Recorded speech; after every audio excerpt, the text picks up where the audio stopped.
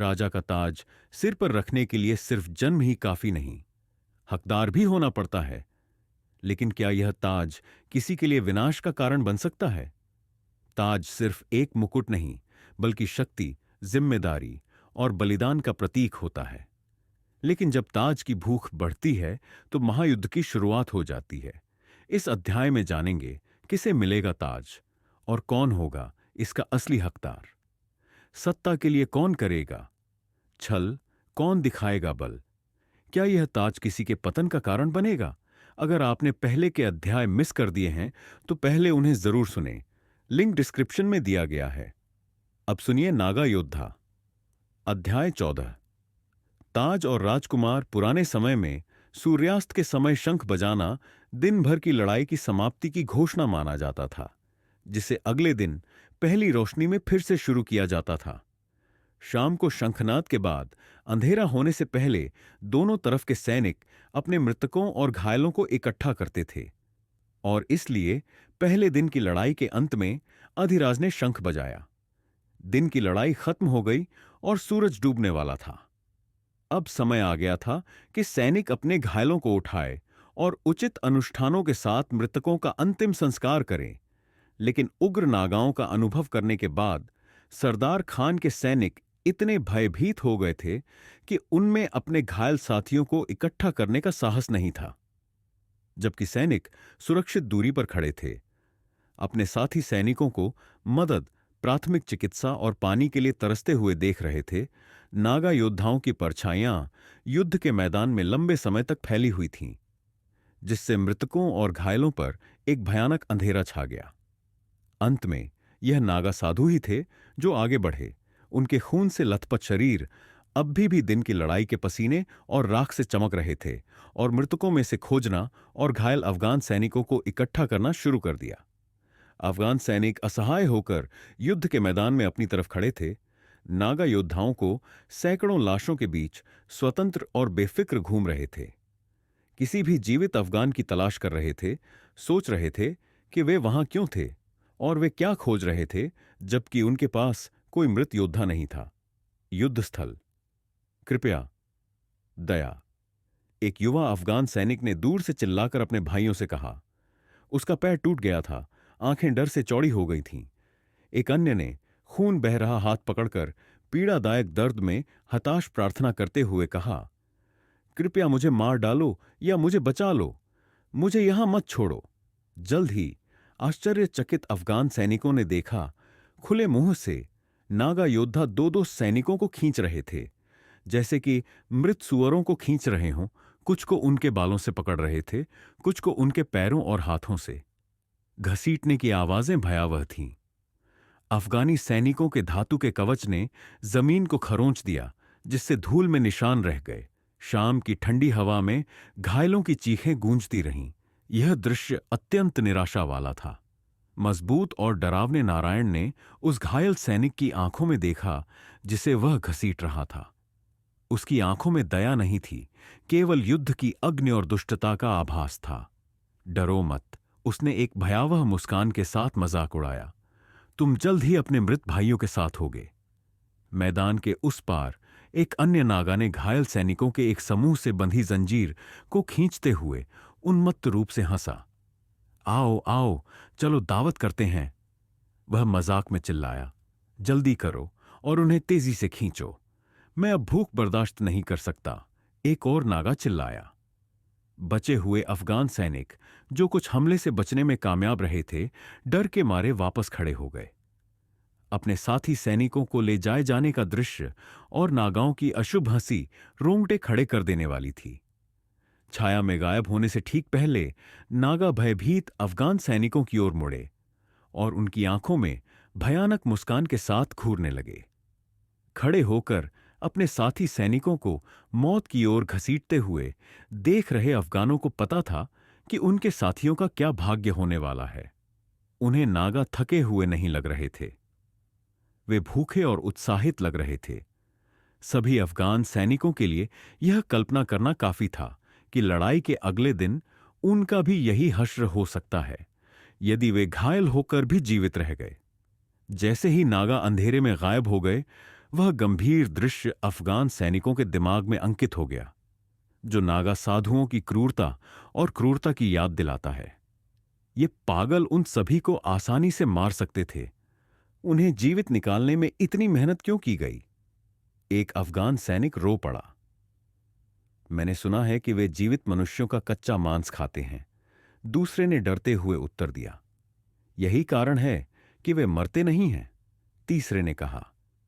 एक अफगान ने अपने साथियों से कहा, मुझसे वादा करो कि अगर तुम मुझे घायल और असहाय देखोगे तो तुम मुझे मार डालोगे और मैं तुम्हारे लिए भी वही करूंगा।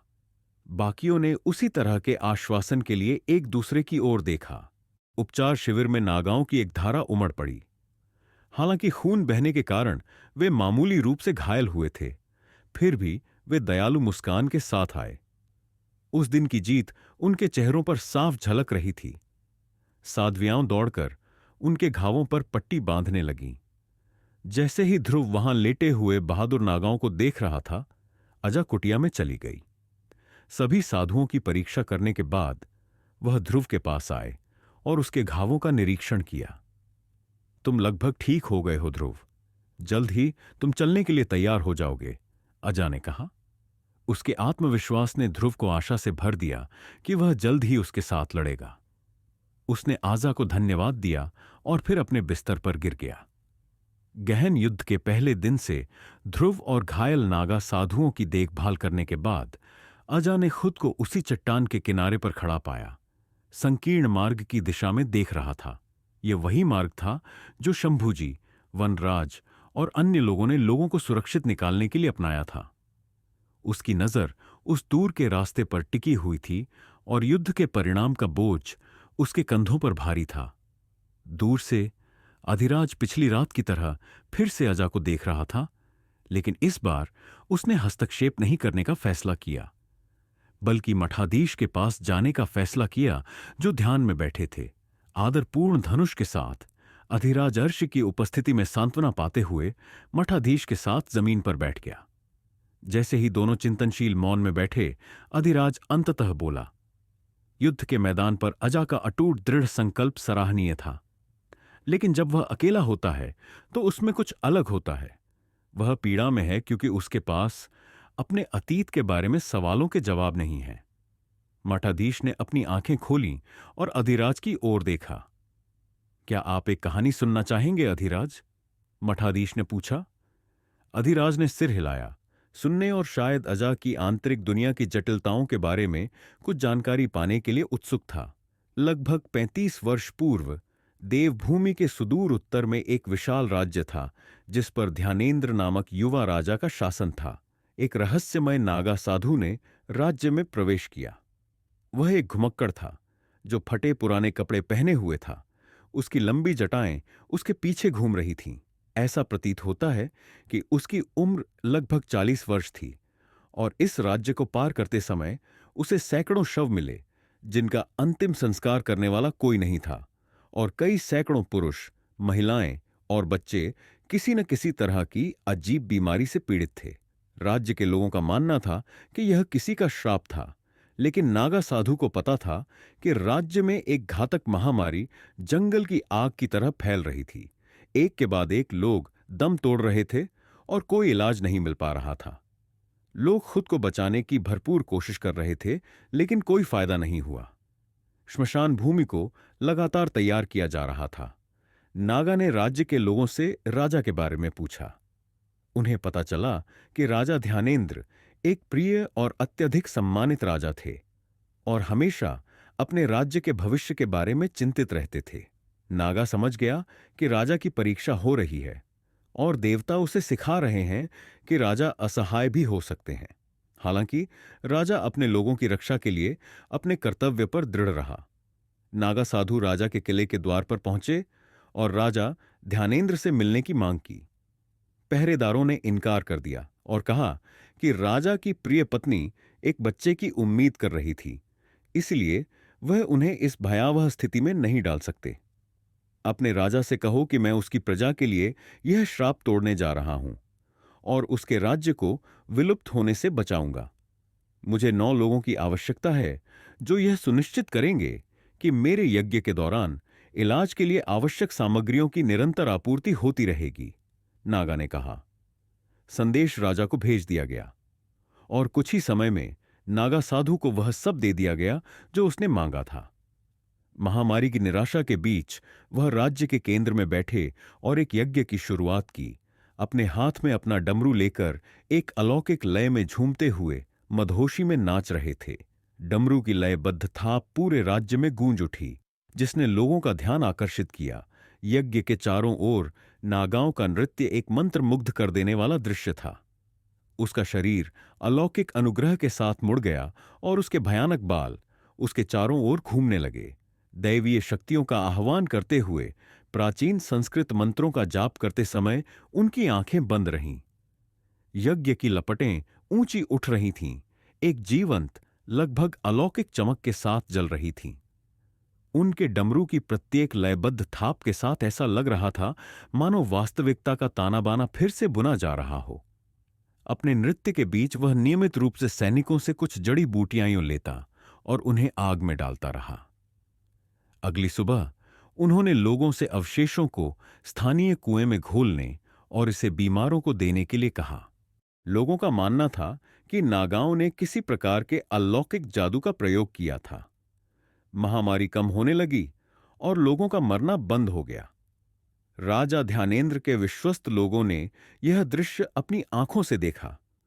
उन्होंने राजा से मुलाकात की और बताया कि नागा राज्य के लोगों को ठीक करने के लिए अपने मंत्रों, दिव्य जड़ी बूटियों और उपचारों का उपयोग कर रहे थे। जैसे ही नागा की चमत्कारी उपस्थिति और उनके उपचार यज्ञ की बात फैली, राजा अपनी पीड़ित प्रजा पर पड़ने वाले गहरे प्रभाव को नजरअंदाज नहीं कर सके। एक एक करके उनका दर्द कम हो गया और आशा फिर से खाली पड़ी सड़कों पर चलने लगी। जब नागा ने चमत्कारिक ढंग से बीमारी को मिटा दिया और राज्य में आशा की किरण ला दी, तो राजा ध्यानेंद्र ने उनसे व्यक्तिगत रूप से मिलने का साहस किया। कृतज्ञता और खुशी से अभिभूत होकर रहस्यमय आर्ष की असाधारण क्षमताओं से उनकी जिज्ञासा बढ़ गई। उन्होंने अपनी गहरी कृतज्ञता व्यक्त करते हुए कहा, हे अर्श, मेरे लोगों की जान बचाने के बदले में आप जो चाहते हैं वह मांगें और मांगने से पहले ही इसे अपने लिए उपहार मान लें। नागा एक अपठनीय और अव्यक्त व्यक्ति बने रहे। उनकी रहस्यमय चुप्पी ने उनके चारों ओर व्याप्त रहस्य की हवा को और बढ़ा दिया। उसने राजा की ओर देखा और कहा, मुझे कुछ नहीं चाहिए। यह राजा के लिए असामान्य था, इसलिए उन्होंने जोर देकर कहा, मैं राजा हूं और राजाओं को ऋणी नहीं होना चाहिए। यह मुझ पर जीवन भर का बोझ होगा जिसे मैं सहन नहीं कर सकता, और इस कर्ज को चुकाने से पहले मैं मर भी नहीं सकता। मैं अपने लोगों के लिए जीता हूं और उनकी रक्षा के लिए मर सकता हूं, इसलिए मैं आपसे वादा करता हूं, आप जो भी मांगेंगे वह आपका है, भले ही वह मेरा राज्य या मेरा जीवन हो। बस इसे मांगो और मुझे इस आड़ से मुक्त करो, प्रिय मुनि। साधु को बोलने में कुछ सेकंड लगे। इस समय मुझे किसी चीज की आवश्यकता नहीं है, पराक्रमी राजा, लेकिन जब मुझे किसी चीज की आवश्यकता होगी तो मैं आपके पास लौट आऊंगा। जब वह समय आए तो अपना किया हुआ वादा याद कर लेना। मैं एक मांग रखूंगा और आपको इसका सम्मान करना होगा। राजा ध्यानेंद्र ने कहा, आपको मेरा वचन मिल गया है आर्षे। ऋषि उत्तर की ओर अपने रास्ते पर चलते रहे और राज्य फिर से समृद्ध, मजबूत और नई आशा से भरा हुआ हो गया। कुछ वर्ष बीत गए और राजा ध्यानेंद्र एक स्वस्थ पुत्र के पिता बन गए। राजा की खुशी का ठिकाना नहीं रहा। अब उसके राज्य में उत्सव का समय था। उन्होंने पूरे राज्य में खुशियां फैलाने के लिए जश्न मनाया और धर्मार्थ कार्य शुरू किए और लोगों ने खुशियां भी मनाई। उत्सव के बीच वही नागा वापस लौटा और राजा ध्यानेंद्र से मिलने की मांग की। उसे राजा के सामने पेश किया गया। राजा अपने सिंहासन से उठे और नागा को गर्मजोशी से गले लगाया। उसने अपने हाथों से साधु के पैर धोए, उन्हें अपने सिंहासन पर बिठाया, उनके चरणों में बैठा और पूछा, प्रिय साधु, आपने लौटने के लिए इतना शुभ दिन चुना। मैं बहुत खुश हूं क्योंकि मेरे राज्य को अगली पीढ़ी का राजा, मेरा पहला बेटा, मिल गया है। प्रिय ऋषि, तुम्हें मेरे पास क्या लाया है? आपका वादा। नागा ने राजा की आंखों में देखते हुए उदास चेहरे के साथ उत्तर दिया, एक योद्धा अपना वादा कभी नहीं भूलता और मुझे भी अपना वादा याद है। तुम्हें जो चाहिए मांग लो और वह तुम्हारा हो जाएगा। राजा ने अर्श के सामने हाथ जोड़कर मुस्कुराते हुए कहा। अर्श काफी समय तक चुप रहे, क्योंकि उन्हें पता था कि वह जो मांगने जा रहे हैं वह पूरे राज्य को चुप करा देगा। राजा मुस्कुराते हुए अर्शी की ओर देखते रहे और उनके अपनी मांग का इंतजार करते रहे। तभी अर्शी बोले, मैं मांग करता हूं कि आप और आपका नवजात बच्चा हमेशा के लिए यह राज्य छोड़कर मेरे साथ आ जाएं। राजा के चेहरे से मुस्कान गायब हो गई। आंगन में एकदम सन्नाटा था। नागा ने गुप्त रूप से कहा, आपने कहा था कि आप मुझे अपना जीवन और अपना राज्य भी दे सकते हैं। अब अपने वादे का सम्मान करें। नागा की मांग ने सब कुछ एक पल के लिए रोक दिया, जिससे राज्य असमंजस में पड़ गया, क्योंकि लोग इस रहस्यमय मांग के पीछे का कारण जानने की कोशिश कर रहे थे। राजा ने अपने प्रत्येक विश्वस्त व्यक्ति को आंगन से बाहर चले जाने का आदेश दिया। 1 मिनट में आंगन में केवल 2 आदमी थे, एक जो भिखारी जैसा दिखता था लेकिन सिंहासन पर बैठा था, और दूसरा जो राजा जैसा दिखता था लेकिन फर्श पर बैठा था। राजा ने विनम्रतापूर्वक पूछा, मैं अपना वादा निभाने के लिए बाध्य हूं और रखूंगा, लेकिन मैं जानना चाहता हूं कि आप मुझसे ऐसा क्यों पूछ रहे हैं। नागा ने उत्तर दिया, नागा धर्म के रक्षक हैं। उन्हें कठोरता से प्रशिक्षित और अनुशासित किया जाता है, लेकिन उनमें से कोई भी शासकों और राजाओं के वंश से नहीं है। वे बिना सेनापति की एक महान सेना है। मैं आपसे मांग करता हूं कि आप उनका नेतृत्व करें और धर्म के दुश्मनों के खिलाफ सेना का विस्तार करें। और मेरे बेटे क्यों? राजा ने असहाय होकर पूछा। आप बहादुर हैं फिर भी विनम्र हैं, शक्तिशाली हैं फिर भी बलिदान देने वाले हैं, एक योद्धा हैं जो पूजा करते हैं। आपके पास नौकर हैं फिर भी आप लोगों की सेवा करना चाहते हैं। आपके बेटे के अलावा कोई भी आपका उत्तराधिकारी नहीं बन सकता, और आपके अलावा कोई भी आपके बेटे को नागा योद्धाओं की अगली पीढ़ी के लिए तैयार नहीं कर सकता। अपने वचन के पक्के होने के नाते राजा ध्यानेंद्र ने नागा के प्रति अपनी प्रतिज्ञा को पूरा करने के लिए अपने शिशु के साथ अपना राज्य छोड़ने का हृदय विदारक निर्णय लिया। उसने अपने 2 सबसे भरोसेमंद कमांडरों को बुलाया और उन्हें अपनी आखिरी सांस तक राज्य और शाही परिवार की सुरक्षा सौंपी। अगली सुबह रानी और उसके सभी भरोसेमंद लोगों ने वह अनुष्ठान देखा जिसने एक योद्धा राजा को हमेशा के लिए नागा योद्धा में बदल दिया।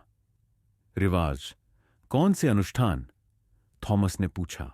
नागा ने समझाया, प्रत्येक नागा साधु को जीवन और मृत्यु के सभी बंधनों और चक्रों को तोड़ने के लिए अनुष्ठानों की एक श्रृंखला से गुजरना पड़ता है।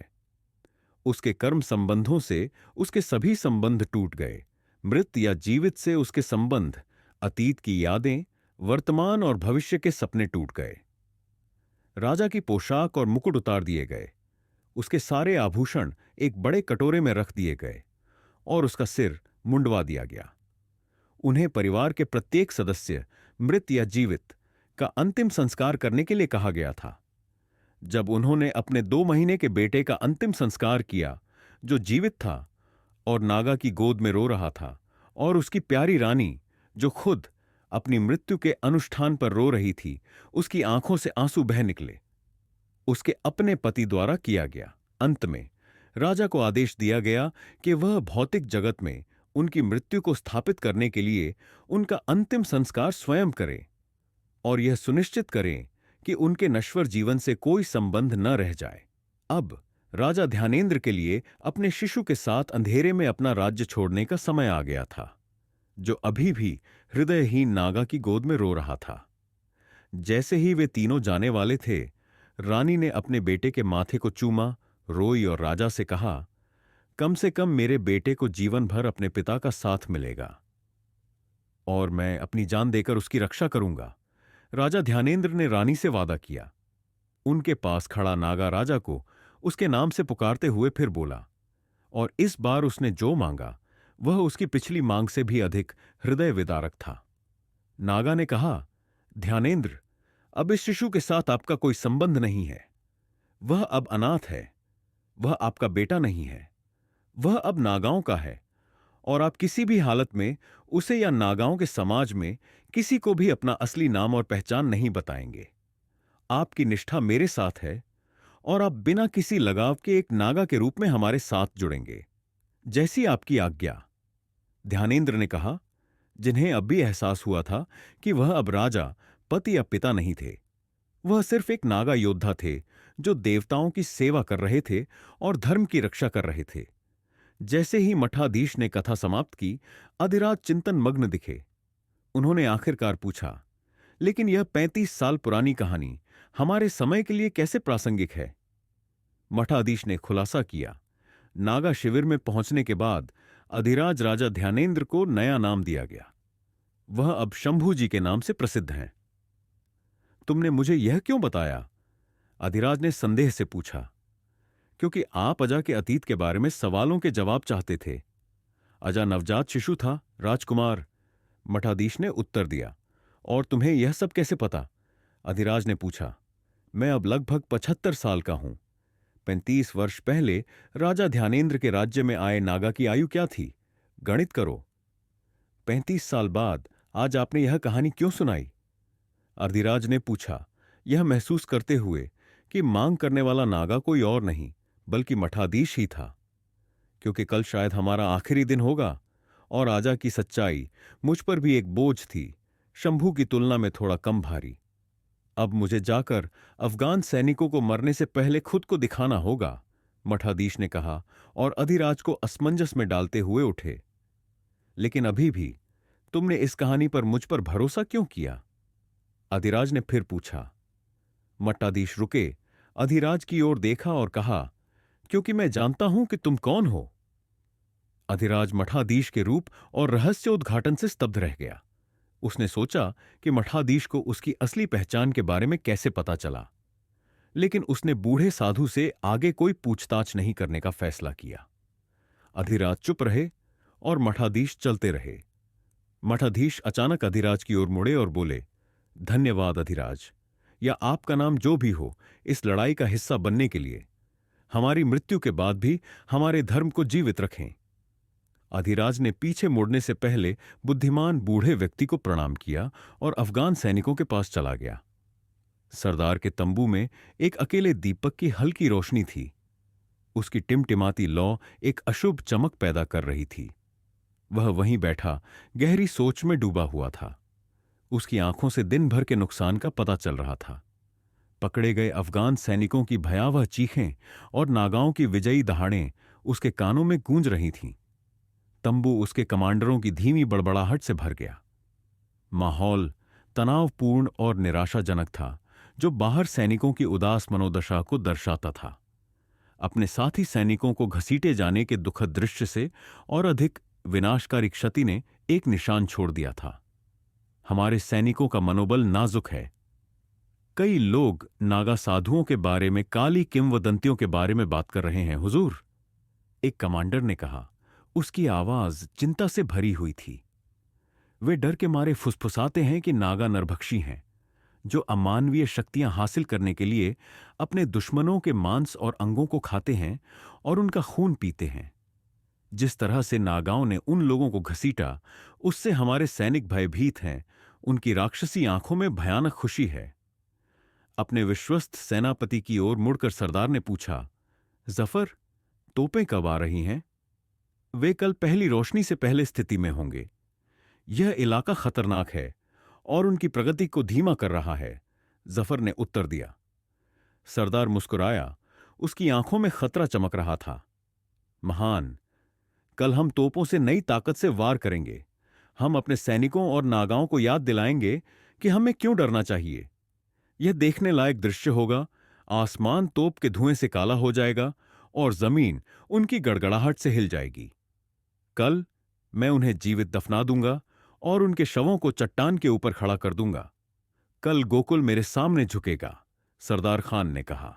अराजकता और विनाश की कल्पना के साथ सरदार खान की आंखें अगली सुबह के लिए चमक रही थीं। लेकिन जैसे जैसे अंधेरा छा गया, फुसफुसाहट पूरे शिविर में जंगल की आग की तरह फैल गई और नागा साधुओं की कहानियां और अधिक विस्तृत हो गईं, जिससे भय और भय का मिश्रण पैदा हो गया। सैनिकों के बीच गोकुल से कुछ ही दूरी पर उत्तर दिशा से वेदांत और उसकी सेना आ रही थी। उनके सेनापति कृष्ण 2500 सैनिकों, 100 हाथियों, 100 घोड़ों और 10 जंगम तोपों की ब्रिगेड का नेतृत्व कर रहे थे। जुगल किशोर भी अपनी सेना के साथ आगे बढ़ रहे थे। ताज सिर्फ सिर पर रखने से नहीं, बल्कि उसे संभालने से राजा बना जाता है। लेकिन क्या सही व्यक्ति को ताज मिलेगा, या यह सत्ता का खेल और भी खतरनाक मोड़ लेगा? आगे की कहानी और रोमांच जानने के लिए अगला अध्याय जरूर सुनें। वीडियो को लाइक करें, कमेंट में अपनी राय बताएं और इसे अपने दोस्तों के साथ शेयर करें। द भारत डायलॉग्स चैनल को सब्सक्राइब करें और बेल आइकन दबाएं ताकि अगला एपिसोड मिस न हो। धन्यवाद।